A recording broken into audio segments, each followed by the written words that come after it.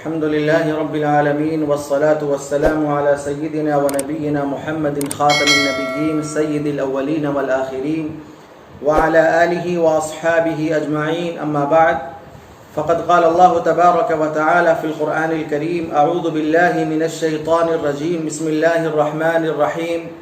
واذكر في الكتاب إسماعيل إنه كان صادق الوعد وكان رسولا نبيا وكان يأمر أهله بالصلاة والزكاة وكان عند ربه مرضيا.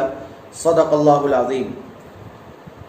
محترم ناظرین، اس وقت کا موضوع حضرت اسماعیل علیہ السلام کی زندگی کے سبق آموز پہلو ہیں. حضرت اسماعیل علیہ السلام کی زندگی کا جو تذکرہ قرآن کریم میں اور صحیح احادیث میں آیا ہے وہ بیشتر وہی ہے جو حضرت ابراہیم علیہ السلام اور حضرت اسماعیل علیہ السلام کی زندگی کا گویا کہ مشترکہ عمل ہے. اللہ تبارک و تعالی نے حضرت اسماعیل علیہ السلام کا جن صفات کے ساتھ تذکرہ قرآن کریم میں کیا ہے ان میں ہمارے لیے بہت کچھ سیکھنے کی چیز ہے. اسی طرح حضرت اسماعیل علیہ السلام نے کی زندگی کے جو واقعات اور حالات ہمارے سامنے آتے ہیں ان میں اگر صحیح طرح سے غور کیا جائے تو بہت کچھ ہمارے لیے سیکھنے کی، سمجھنے کی اور اپنے زندگی میں اس کو نافذ کرنے کی چیزیں ہیں.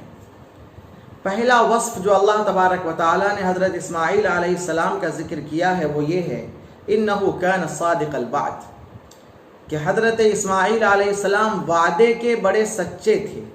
جو وعدہ کیا کرتے تھے اس کو پورا کیا کرتے تھے. اس صفت میں، اپنے وعدے کو پورا کرنے میں حضرت اسماعیل علیہ السلام کو یہ امتیاز حاصل ہوا. اس میں انہیں ایسی خصوصیت تھی کہ اللہ تبارک و تعالی نے اس وصف کا قرآن کریم میں ذکر فرمایا.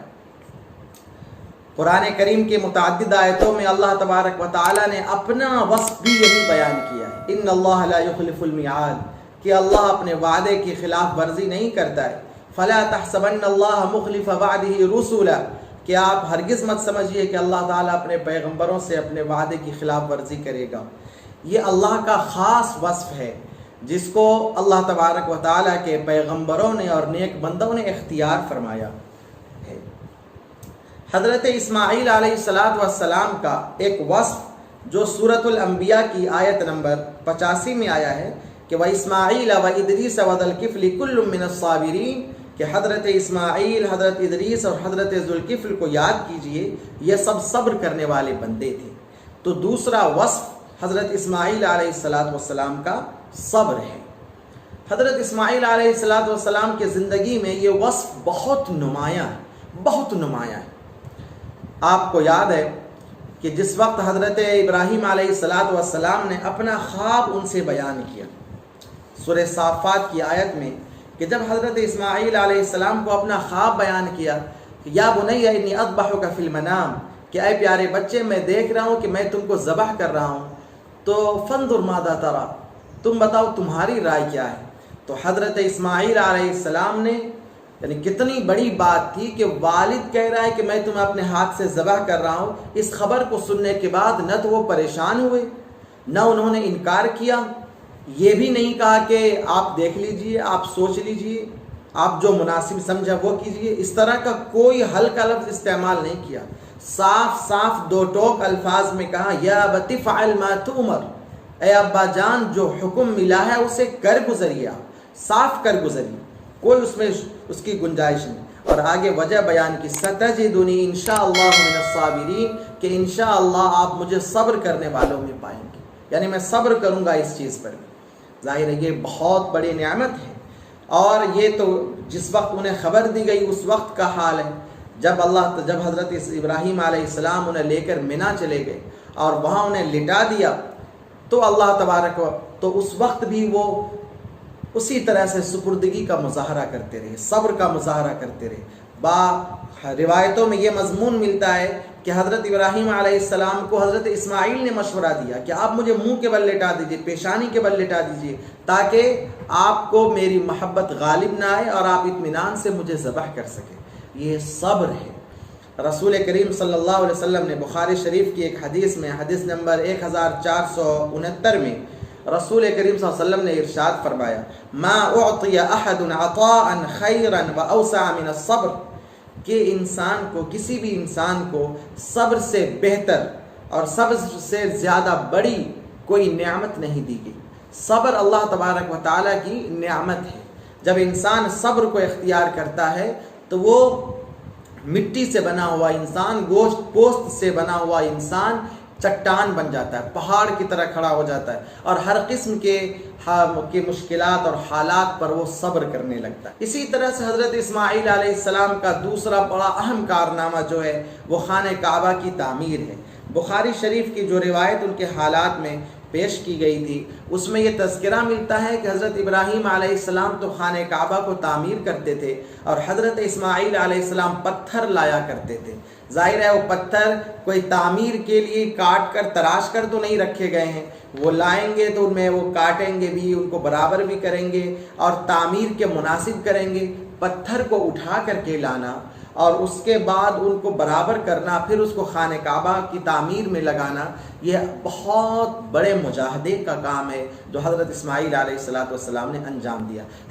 حضرت اسماعیل علیہ السلام کا ایک اہم ترین وصف قرآن میں آیا وَكَانَ يَأْمُرُ أَهْلَهُ بِالصَّلَاةِ وَالزَّكَاةِ، کہ وہ اپنے گھر والوں کو، اپنے بیوی بچوں کو نماز اور زکوٰۃ کا حکم دیا کرتے تھے۔ بہت اہم سبق ہے یہ، یعنی ایسا نہیں ہے کہ بیوی بچوں کی صرف دنیاوی ضروریات کو پوری کرنا مرد کی ذمہ داری ہے، بلکہ ان کی دینی سرگرمیوں کی نگرانی رکھنا، دینی ضرورتوں کو پوری کرنا اور ان کی دینی تربیت کرنا بھی یہ مرد کی ذمہ داری ہوتی ہے۔ ہم یہ لیکن اس تعلق سے آپ دیکھیں، اپنے معاشرے پر آپ نگاہ دوڑائیں تو آپ کو افسوسناک صورتحال کا اندازہ ہوگا۔ یعنی ایسا محسوس ہوتا ہے کہ بیشتر لوگوں نے سوائے اللہ کے ان چند بندوں کے جن کی تعداد ظاہر ہے کہ بہت کم ہے، سوائے ان چند بندوں کے ایسا ہو گیا ہے کہ لوگوں نے اپنے گھر کے حالات کے تعلق سے آنکھیں بند کر رکھی ہیں۔ بیٹا کیا کر رہا ہے، بیٹی کیا کر رہی ہے، بیوی کیا کر رہی ہے اور ان کے حالات کیسے چل رہے ہیں، اس تعلق سے بالکل ہم نے اپنی آنکھیں بند کر رکھی، جو ہو رہا ہے ہونے دی۔ تو اس میں جن چیزوں کا حکم دیا جاتا ہے، نمبر 1 نماز کا حکم دیا کرتے تھے۔ نماز بہت اہم ترین چیز ہے۔ ہم سب جانتے ہیں کہ اسلام کے بنیادی 5 ارکان میں اسلام کی بنیاد جن 5 ستونوں پر قائم ہے اس میں ایک چیز نماز ہے۔ مستدرک میں اور بیہقی میں شعب الایمان کتاب ہے، اس کے حدیث نمبر 2550 میں یہ مضمون آیا ہے کہ رسول کریم صلی اللہ علیہ وسلم سے ایک شخص نے سوال کیا کہ اللہ کے نزدیک اسلام کے اندر سب سے محبوب عمل کون سا ہے؟ تو اللہ کے رسول صلی اللہ علیہ وسلم نے ارشاد فرمایا الصلاۃ لوقتہا، کہ نماز اپنے وقت پر پڑھی جائے، اور آگے فرمایا من ترک الصلاۃ فلا دین لہ، جو نماز کو چھوڑ دے اس کا کوئی دین نہیں ہے، والصلاۃ عماد الدین، اور نماز تو دین کا ستون ہے۔ نماز کے بارے میں خود آپ علیہ السلام کا تذکرہ آیا ہے قرآن سورہ نحل کے اندر، وَأَمُرْ أَهْلَكَ بِالصَّلَاةِ وَاصْطَبِرْ عَلَيْهَا، کہ آپ سورہ طٰہٰ کے اندر، سورہ طٰہٰ آیت نمبر 132 میں وَأَمُرْ أَهْلَكَ بِالصَّلَاةِ وَاصْطَبِرْ عَلَيْهَا، کہ آپ اپنے گھر والوں کو نماز کا حکم دیجیے اور اس پر آپ خود بھی جمے رہیے۔ لا نسألک رزقا، ہم آپ سے رزق کا مطالبہ نہیں کرتے، رزق تو ہم آپ کو عطا کریں گے۔ یعنی عبادت اور رزق کو اللہ تبارک و تعالیٰ نے جمع کیا ہے۔ آپ دیکھیں گے تو بیشتر لوگ شکوہ کریں گے کہ بے برکتی ہو رہی ہے، بڑی پریشانیاں ہو گئی ہیں، رزق میں کشادگی نہیں ہے، اور اللہ تبارک و تعالیٰ نے جو سبب بیان کیا ہے کہ اللہ کو یاد کیا جائے تو یہاں سے رزق کی کشادگی آتی ہے۔ حضرت اسماعیل اور حضرت ابراہیم علیہ السلام کی زندگی سے ایک بہت اہم چیز جو سیکھنے کی ہے وہ ہے اسلام وہ خود سیکھنے کی چیز ہے کہ اسلام کی حقیقت کیا ہے، اسلام کیا چیز ہے۔ اسلام کے معنی آتے ہیں خود سپردگی، یعنی اپنے آپ کو اللہ کے حوالے کر دینا، جو اللہ تبارک و تعالیٰ کی طرف سے جو حکم آیا ہے اس پر بالکل دل کے شرح صدر کے ساتھ، اطمینان کے ساتھ اسے قبول کرنا اور اس پر عمل کرنا۔ اس حقیقی اسلام کے اندر اللہ کے حکم پر اعتراض کا کوئی معنی نہیں ہے، اس کی کوئی گنجائش نہیں ہے، شک و شبہ کی کوئی گنجائش نہیں ہے، اس میں علت تلاش کرنا، حکمت تلاش کرنا، اس کے انجام پر غور کرنا، اس کی کوئی بنیاد ہی نہیں ہے۔ جو حکم آیا اس کو کر گزرنا ہے۔ حضرت اسماعیل علیہ السلام کی زندگی، حضرت ابراہیم علیہ السلام کی زندگی میں ایک بات تو یہ خود ان کے ذبح کا جو واقعہ ہے، یہ کس قدر اس کو غور کرنے کی ضرورت ہے کہ 86 برس کی عمر میں یا 87 برس کی عمر میں حضرت اسماعیل علیہ السلام پیدا ہوئے تھے، پھر انہیں دور جا کر بسا دیا تھا، پھر حکم آیا کہ اسے ذبح کر دو، اور وہ بھی ذبح اپنے ہاتھ سے کرنا ہے۔ اس سارے کام کو، اتنی بڑی آزمائش کو حضرت ابراہیم علیہ السلام نے پار کیا۔ آج ہم بھی قربانی کرتے ہیں، لیکن ہمارے جذبات کیا ہوتے ہیں، ذرا اس کو دیکھنے کی ضرورت ہے، اس کو غور کرنے کی ضرورت ہے کہ کیا ہم بھی صرف اللہ کی رضا کے لیے وہ کام کر رہے ہیں یا نام و نمود کے لیے کر رہے ہیں۔ ہم جو چھری چلا رہے ہیں تو کیا ہم اپنی انا پر بھی چھری چلا پاتے ہیں، ہم اپنے تکبر و غرور کو بھی توڑ پاتے ہیں، یا صرف اپنے نفس کو موٹا کرنے کے لیے ہم بڑے سے بڑے اور فربا جانور کو خرید کر کے قربانی کرتے ہیں۔ اس پر غور کرنے کی ضرورت ہے۔ ایک تیسری چیز وہ ہے کہ جب حضرت ابراہیم علیہ السلام نے حضرت ہاجرہ کو مکے میں چھوڑ دیا تھا، جو بالکل سنسان جگہ ہے، جہاں پر پانی تک موجود نہیں ہے، زندگی گزارنے کی بنیادی ضرورتیں وہاں موجود نہیں ہے، اور ان کو چھوڑ کر واپس آ رہے ہیں، تو حضرت ہاجرہ پوچھ رہی کہ آپ ہمیں چھوڑ کے کہاں جا رہے ہیں، بار بار پوچھ رہی ہیں۔ آخر میں حکم دیا، پوچھا کہ کیا اللہ نے آپ کو حکم دیا ہے؟ تو کہا کہ ہاں اللہ نے حکم دیا ہے۔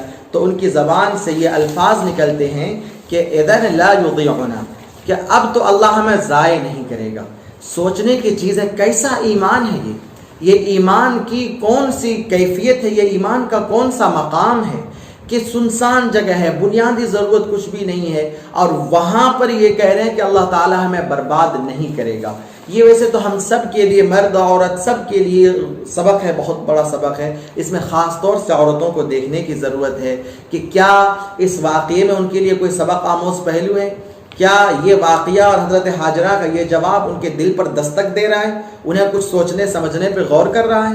ہم تو یہ دیکھتے ہیں کہ ہم اپنے گھروں میں ہیں، ماشاءاللہ اچھے مکانات میں ہیں، اور ہمارے پاس ساری ضرورتیں موجود ہیں، کوئی چیز، معمولی سی چیز کوئی ختم ہو جاتی ہے یا کم ہو جاتی ہے تو ہم کس طرح سے پریشان ہو جاتے ہیں۔ ہمیں ظاہر ہے پریشان نہیں ہونا چاہیے اور صبر کا دامن تھامنا چاہیے۔ حضرت ابراہیم علیہ السلام اور حضرت اسماعیل علیہ السلام نے جب خانہ کعبہ کی تعمیر فرمائی تو اس تعمیر کے موقع پر یہ دعا فرماتے جا رہے ہیں، ربنا تقبل منا انک انت السمیع العلیم، سورہ بقرہ کی آیت نمبر 127 میں، کہ اللہ ہمارے عمل کو قبول فرمائیے۔ یہ بھی ہمارے لیے سیکھنے کی چیز ہے۔ ہم اللہ تبارک و تعالی، وہ عمل جو قبول نہ ہو، وہ ہمارے وہ کام، وہ اعمال جو اللہ کے ہاں قبولیت حاصل نہ کر سکیں، جو اللہ کی رضا کو حاصل نہ کر سکیں، وہ کسی کام کے نہیں ہیں، وہ کوئی چیز نہیں ہے۔ اصل عمل کی قبولیت ہے، اور یہ عمل کی قبولیت اخلاص کی حالت میں ہوتی ہے۔ لہٰذا ہمیں اپنے اعمال پر کہ ہم نے اتنا زیادہ یہ کام کر لیا، اتنے روزے رکھ لیے، اتنی نمازیں پڑھ لی، اتنے ذکر اوراد ہم نے کر لیے، یہ کوئی چیز نہیں ہے۔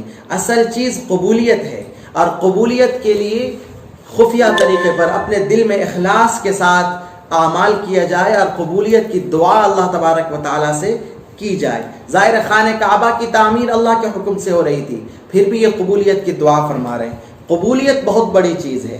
اللہ تبارک و تعالیٰ نے سورہ مائدہ میں ارشاد فرمایا کہ انما يتقبل اللہ من المتقین، کہ اللہ تبارک و تعالیٰ متقیوں ہی کے اعمال کو قبول فرماتے ہیں۔ تو اس کا مطلب یہ ہوا کہ اللہ کی بارگاہ میں آپ کے کسی عمل کا مقبول ہو جانا اس بات کی دلیل ہے کہ آپ متقی ہیں، آپ کے اعمال کا قبول ہو جانا آپ کے تقوی کی سرٹیفکیٹ ہے۔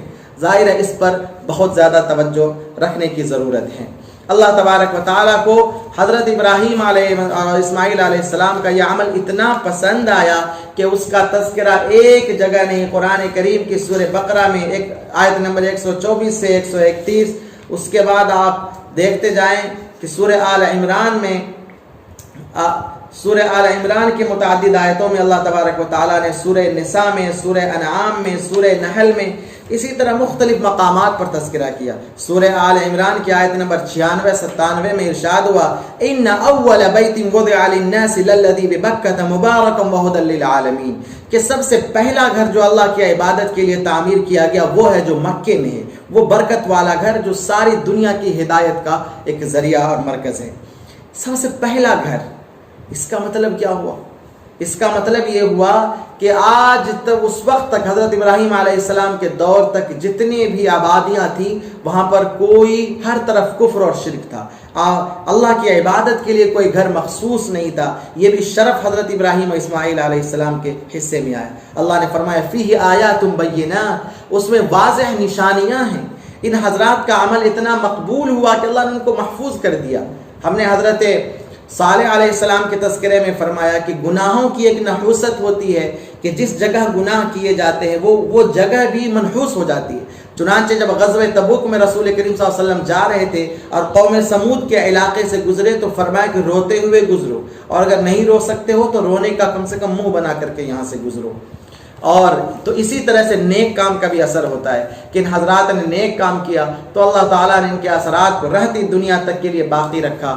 مقام ابراہیم کہ وہ پتھر جس پر حضرت ابراہیم علیہ السلام کھڑے ہو کر خانہ کعبہ کی تعمیر فرمایا کرتے تھے، اس پتھر کو اللہ نے محفوظ کر دیا. وہ پتھر آج تک موجود ہے وہاں پر خانہ کعبہ میں. اور حضرت ابراہیم علیہ السلام کی دعا تھی کہ اے اللہ اس شہر کو پرامن بنا دیجئے، سالم بنا دیجئے، یہاں امن و شانتی قائم فرمائیے. تو فرمایا ومن دخلہ کان آمینا، کہ جو بھی یہاں پہ داخل ہوگا وہ اطمینان کی حالت میں رہے گا. میں یہاں پر یہ بیان کرنا ضروری سمجھتا ہوں کہ حضرت ابراہیم علیہ السلام کی جو دعائیں آئی ہیں وہ دعائیں بڑی اہم ہیں. تو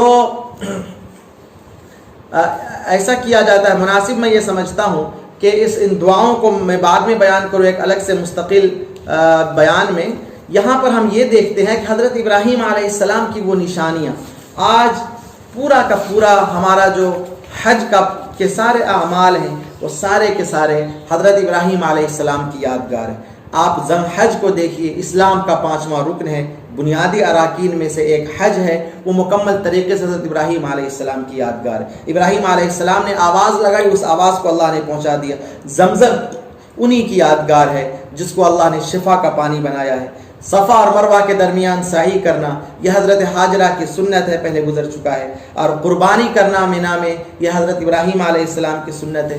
یہ سارے کام ہم کرتے ہیں. ضرورت اس چیز کی ہے کہ ہم ابراہیمی روح کو پیدا کریں، وہ اخلاص پیدا کریں جو حضرت ابراہیم علیہ السلام نے جن اخلاص کے ساتھ کیا تھا.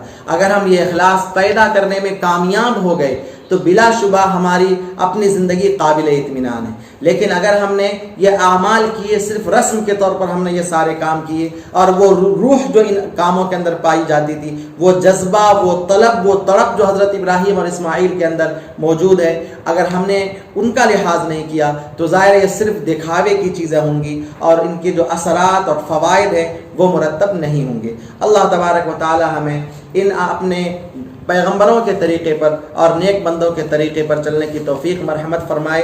سبحان ربک رب العزت عما یصفون وسلام علی المرسلین والحمد للہ رب العالمین.